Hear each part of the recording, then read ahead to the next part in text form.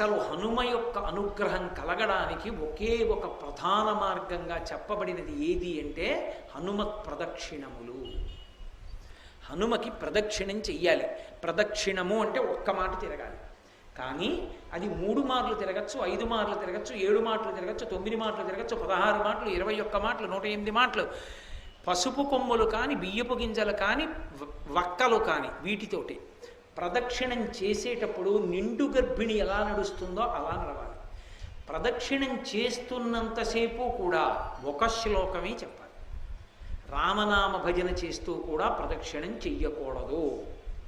హనుమత్ ప్రదక్షిణం చేసేటప్పుడు చెప్పవలసిన శ్లోకం ఏమిటో పరాశర సంహిత చెప్పింది. ఆయన దగ్గరికి వెళ్ళినప్పుడు ఆంజనేయం మహావీరం బ్రహ్మ విష్ణు శివాత్మకం తరుణార్క ప్రభం శాంతం ఆంజనేయం నమామ్యహం